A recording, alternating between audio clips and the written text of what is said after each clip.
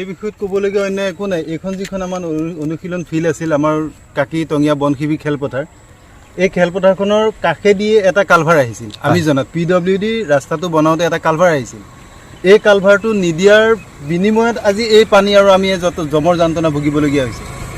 যদি এই কালভাৰটো ইয়াত বহিলহেঁতেন তেতিয়াহ'লে আমাৰ এই পানীখিনি অসুবিধা নহ'লহেঁতেন আৰু আমাৰ খেলপথাৰখন ধুনীয়া হৈ থাকিলহেঁতেন। আমি প্ৰত্যেক দিনে ৰাতিপুৱাই আহোঁ ইয়াত দৌৰিবৰ কাৰণে। আমি বুলিয়ে নহয়, আমি বিভিন্ন এলেকাৰ মানুহ ইয়াত আহি পেলাই লৰালৰি আহি ইয়াত অনুশীলন কৰে।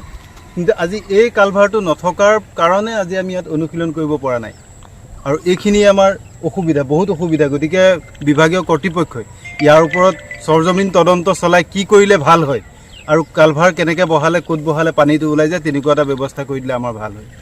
ফিল্ডখনৰ বিষয়ে ফিল্ডখনত আমাৰ ল'ৰা ছোৱালীবিলাক খেলি থাকে। চাওক আজি কি অৱস্থা, পানীখিনি যোৱাৰ কোনো ৰাস্তা নাই, চব পালে ৰাস্তা বন্ধ কৰি দিলে।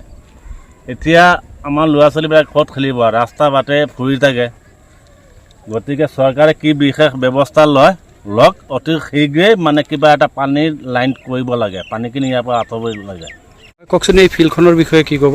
এই ফিল্ডখনত আমি বহুত অনুশীলন কৰোঁ আৰু খেলা ধূলা কৰোঁ। এই ফিল্ডখনত পানী যোৱাৰ তিনিবাৰ ৰাস্তা নাই, চব ৰাস্তা বন্ধ হৈ গ'ল। এতিয়া চৰকাৰে বিশেষ ব্যৱস্থা ল'ব লাগে, পানীখিনি ওলাবলৈ এটা ৰাস্তা লাগে।